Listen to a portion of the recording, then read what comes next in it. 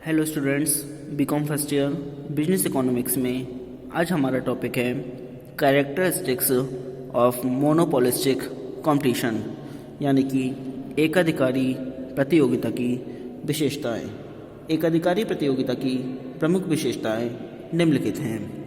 Number first है product differentiation, यानी कि पदार्थ का विभेदीकरण। एकाधिकारी प्रतियोगिता के अंतर्गत विभिन्न फर्मों के द्वारा जिन जिन वस्तुओं का उत्पादन किया जाता है वे वस्तुएं एक दूसरे से भिन्न होती हैं।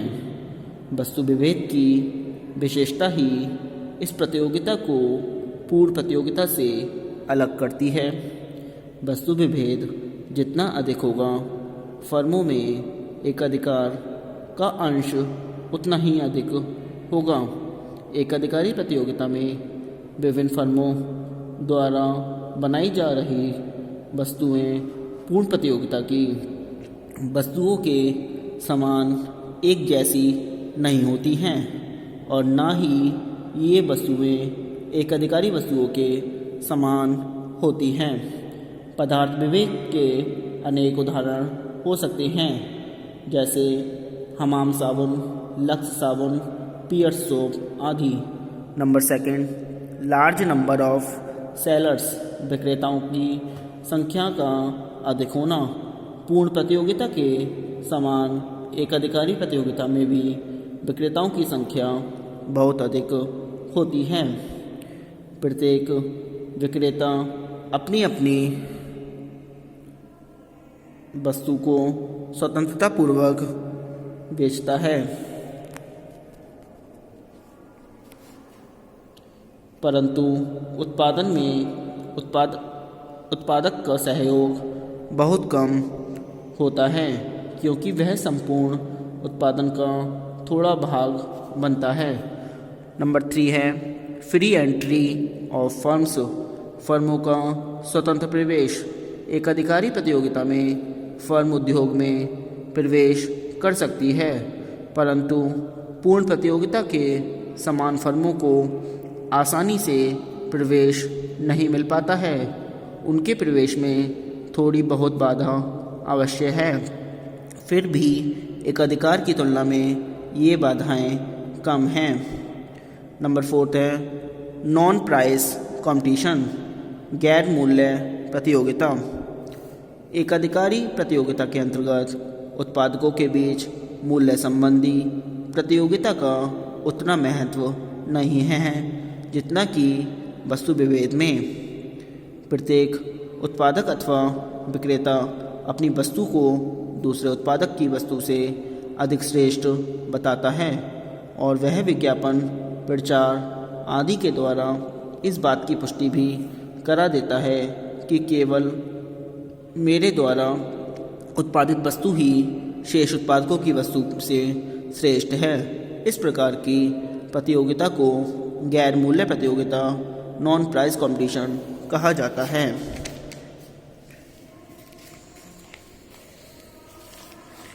अब सुनिए, अब अगला टॉपिक है हमारा meaning and advantages of business goals, यानी कि व्यावसायिक लक्ष्य का अर्थ व उसके लाभ। इसमें सुनिए, व्यावसायिक लक्ष्य या उद्देश्य व्यवसाय के मार्गदर्शक सिद्धांत होते हैं। आधुनिक व्यवसाय में उद्देश्यों द्वारा प्रबंध एवं मार्ग लक्ष्य की अवधारणाएं बलवती हो रही हैं। प्रत्येक व्यवसायी अपने व्यवसाय की स्थापना, संचालन, विकास एवं विस्तार में उद्देश्यों का पूर्व निर्धारण करता है। व्यवसाय के उद्देश्य ही उसके प्रेरणा स्रोत एवं मूल्यांकन आधार होते हैं। उद्देश्यों के अभाव में व्यवसायी दिशा भ्रमित हो सकता है। अब आती है व्यावसायिक उद्देश्यों की परिभाषाएं। इसमें नंबर 1 है पीटर ड्रकर के अनुसार व्यावसायिक उद्देश्य की केवल एक वैध परिभाषा है, ग्राहक का सृजन करना, लाभ कमाना, व्यवसाय का उद्देश्य नहीं है। यह तो व्यवसाय की आवश्यकता व सामाजिक दायित्व है। नंबर 2, फ्रैंक अब्राहम के अनुसार व्यवसाय का उद्देश्य व्यवसाय में प्रत्यक्ष रूप से हित रखने वाले विभिन्न वर्गों जैसे अंशधारियों, कर्मचारियों, ग्राहकों और यहाँ तक कि जनता के हितों में समान तथा कार्यात्मक संतुलन स्थापित करना है। नंबर 3 है जेम्स एल लिंकन के अनुसार व्यवसाय का लक्ष्य यह होना चाहिए श्रेष्ठतम वस्तुओं का निर्माण करके उन्हें न्यूनतम मूल्य पर बेचना। नंबर 4 है रेल्फ सी डेविस के अनुसार व्यवसाय के प्राथमिक उद्देश्य सदैव वे आर्थिक मूल्य हैं जिनसे हम ग्राहक की सेवा करते हैं।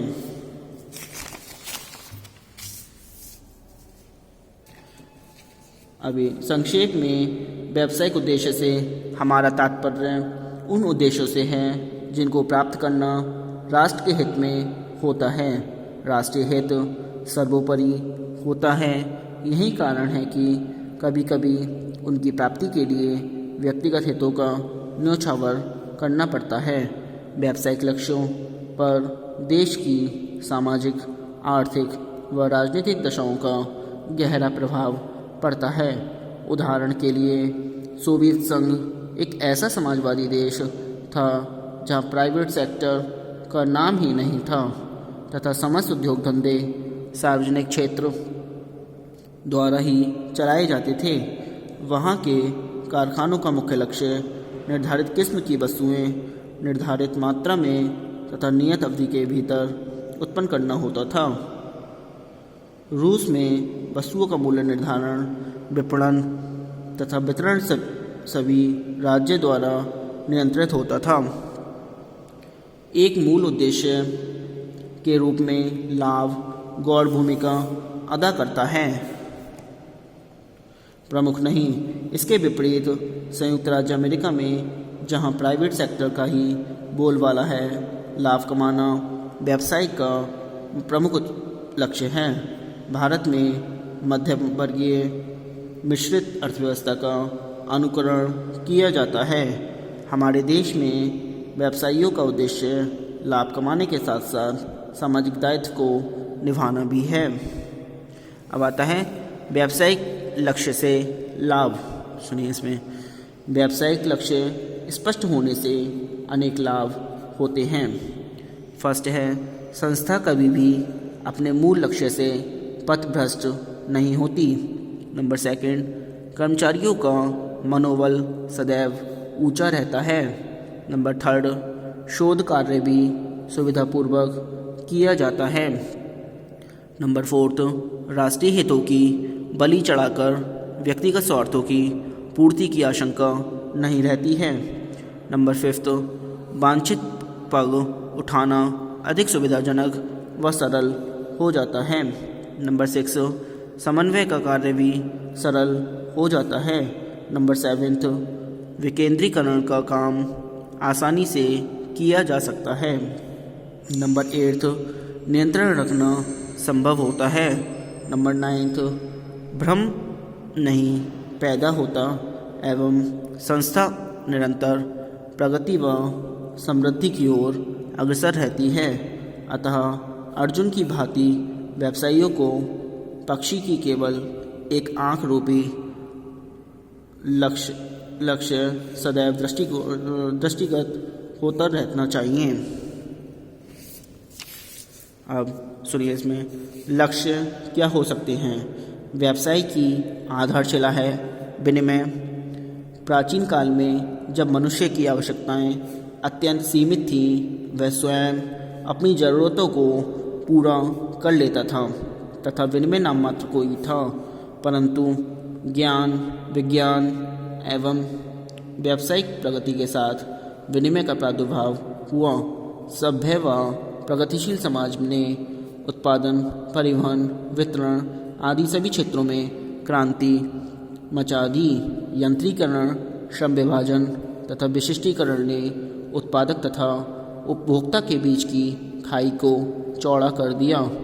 उत्पादन की प्रक्रियाएं भी जटिल हो गई। इस प्रकार आज हम तेज गति से बदलती हुई सामाजिक व आर्थिक अवधारणाओं के मध्य जीवन व्यतीत कर रहे हैं। इस पृष्ठभूमि में समाज के विभिन्न अंगों से संबंधित उद्देश्यों का होना एक अनिवार्यता बन गई है। संक्षेप में व्यावसायिक लक्ष्य इस प्रकार होने चाहिए। नंबर 1, वस्तुएं व सेवाएं प्रदान करके मानवीय आवश्यकताओं की संतुष्टि करना। भौतिक एवं मानसिक आवश्यकताओं की पूर्ति करना एक व्यवसाय का प्रमुख उद्देश्य है। ब्रह्मा ने सृष्टि की रचना की, परंतु समस्त मानवीय समाज की रोटी, कपड़ा व आवास की आवश्यकताओं की संतुष्टि करना व्यवसाय का ही धर्म है।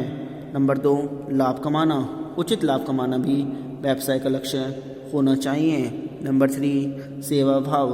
लाभ कमाने की भावना के साथ साथ व्यवसाय में सेवा भाव की भी होना चाहिए, अन्यथा ग्राहकों की संतुष्टि को ताक में रखकर वह कभी भी सफल नहीं हो सकता। नंबर 4, सामाजिक दायित्व। व्यवसाय का काम केवल वस्तुओं व सेवाओं का उत्पादन करना ही नहीं होता, इसके विपरीत समाज के प्रति भी उसका दायित्व होता है और इस दृष्टि से उसे विनियोजक, श्रमिक, उपभोक्ता तथा समाज के प्रतिनिधि अर्थात सरकार के हितों का पूरा ध्यान रखना चाहिए। नंबर 5, अस्तित्व एवं विकास। अपने वर्तमान अस्तित्व को बनाए रखने के साथ साथ व्यवसाय को भावी विकास का भी ध्यान रखना चाहिए। व्यावसायिक लक्ष्य इस प्रकार निर्धारित किए जाएं जिससे संस्था एवं राष्ट्र सभी लाभान्वित व विकसित होते रहें। इस दृष्टि से उत्पादन की लागत कम होनी चाहिए। शोध व अनुसंधान को प्रोत्साहन मिलना चाहिए। आज के लिए इतना ही। Thank you very much.